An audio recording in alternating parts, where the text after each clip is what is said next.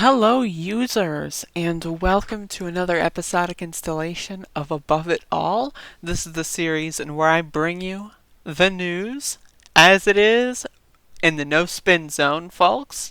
No spinning here and no spinners here. Anyway, so the coronavirus, it's a thing. It's going to be a thing probably for the next 5 years or so, probably at this rate, maybe the rest of our lives, of which will be very short. Anyway, so Florida reopened a few weeks ago, and they had a well-managed, transparent COVID death and case tracker. And basically, I'll read the highlighted text here. Late last Friday, the architect and manager of Florida's COVID-19 dashboard, praised by the White House officials for its accessibility, announced that she had been removed from her post, causing outcry from independent researchers now worried about government censorship. No good, right? Really bad for you.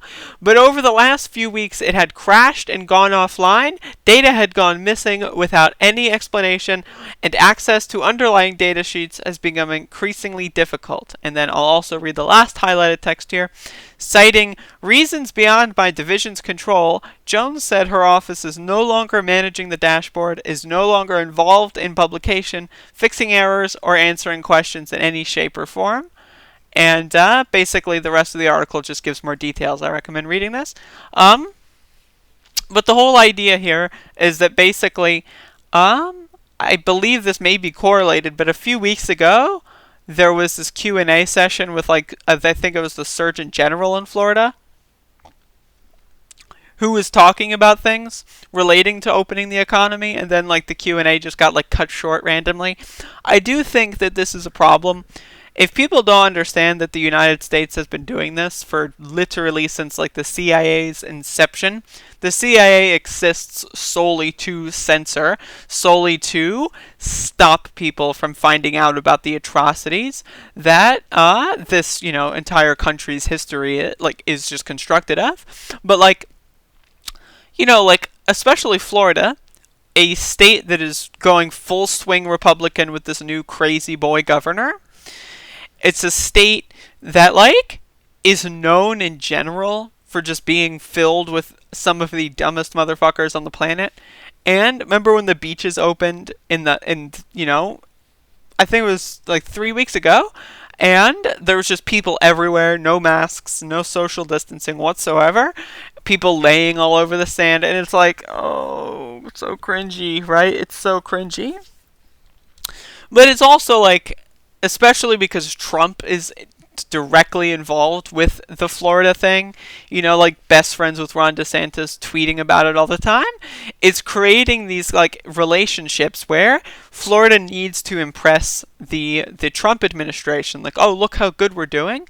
Look what we're doing. So they're creating these conspiracy theories that a lot of the right wing believes, oh, that's not a death because of COVID. COVID just, triggered a symptom in their underlying heart disease. So technically it was heart disease and the COVID had nothing to do with it. It's and all these try to way to there's this conspiracy theory going on that the CDC was going to cut their numbers by half because they had been inflated by fake, whatever stuff, right? They're trying to create these conspiracies that convince themselves that they're just the flu or whatever, to convince themselves that they're correct, because that's kind of the hill that they're trying to die on here, and it's only going to get worse and worse and worse. And we're again, buckle up, y'all, because this is a disaster. And the real problem here is that, of course, we're not going to know how much of a disaster this is until a month after. We need to. If we knew what the disaster was as it is right now in this country, we'd be doing a lot better than if we're just going off of information that's compiled a week ago or a week and a half ago or 2 weeks ago, just because this is accelerating at such an exponential rate. And people aren't checking the news every day, and it's hard to process for example, people check the news and then 3 weeks later they feel like the world is the same because in their town everything's the same, but in reality it's, spread even significant, like it's spread twice as much, or there's, x amount, like, but people aren't registering that every single day, and so it's hard to keep track of just how much of a big deal this is. Every single day it's getting significantly worse, and now it's getting harder and harder and harder to actually even read the data out there. So it's going to keep getting worse because, again, at the end of the day, the virus hasn't changed. The only thing that's changed is how we're treating the virus and how we're tracking the virus. That is all.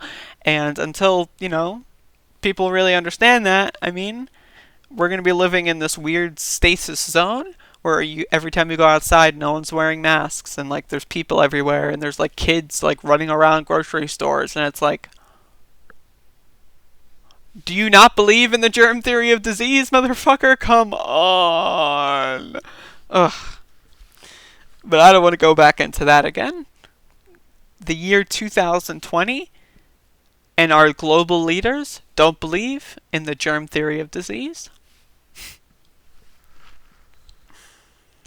Unfucking believable.